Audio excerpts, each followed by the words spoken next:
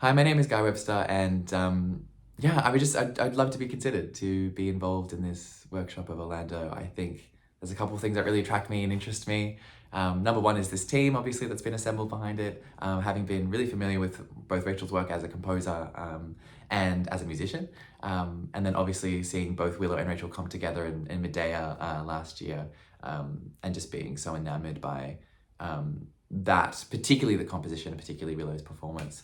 And so that's kind of the first way in. But the second way in is just that I'm such a fan of Virginia Woolf and Orlando in particular.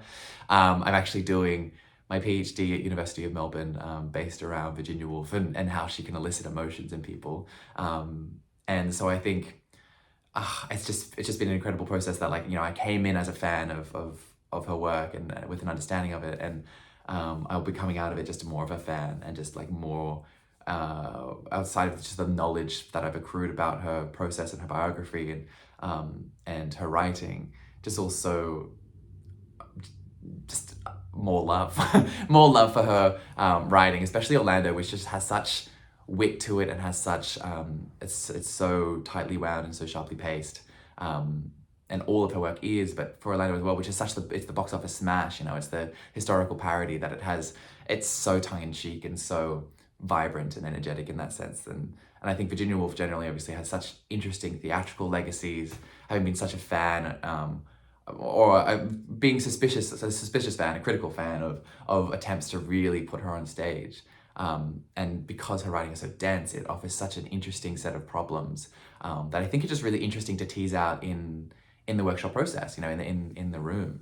And well, outside of, out of that, academic sort of theoretical basis and knowledge, I also think that the most recent adaptation of Orlando, obviously with Emma Corrin, just really speaks to the way that it just encapsulates a queer experience in a way that is that continues to be of interest to people. Something about the way that it grapples with what it means to live in a body, and a queer body at that, or to queer that experience, I guess, in different ways, is testament to the way that it's just been able to maintain relevance. And I think personally, as a gender fluid person, and my relationship with my body being informed by that and my lived experience of queerness, it seems like it was already at the forefront of that conversation. It was already preempting those kind of conversations that we're so interested in grappling with now, in a way that is attentive to how complicated it is, how thorny and frustrating, and also how joyful it is, how leaning into those difficulties and problems and those relationships with one's body, and how one is presented in a world and informed by society is just, on the page, just so invigorating and interesting and humorous, and all those things just like circling each other.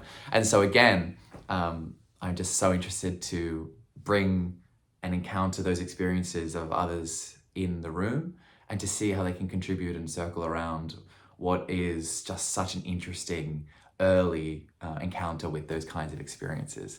But I feel like I went a little bit academic theoretical there, but to end, I'll just mention that, so as part of my PhD, I've rustled my way into a Masters of Dramaturgy at VCA, which has been such a joy to ground this sort of theoretical knowledge, to know what it looks like in the room and how it can contribute helpfully and productively. I've been a theatre reviewer for a long time, but again, so that's all the writing sort of theoretical basis.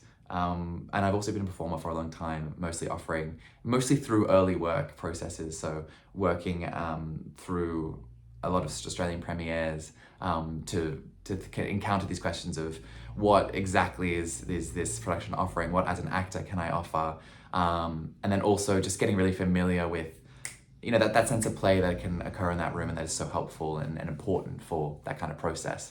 And I think it is just so fun, and it's so invigorating, and there's a magnetism to that kind of room that I've found myself completely addicted to, and over time found myself able to contribute to helpfully. Anyway, it is 4 minutes and 41 seconds.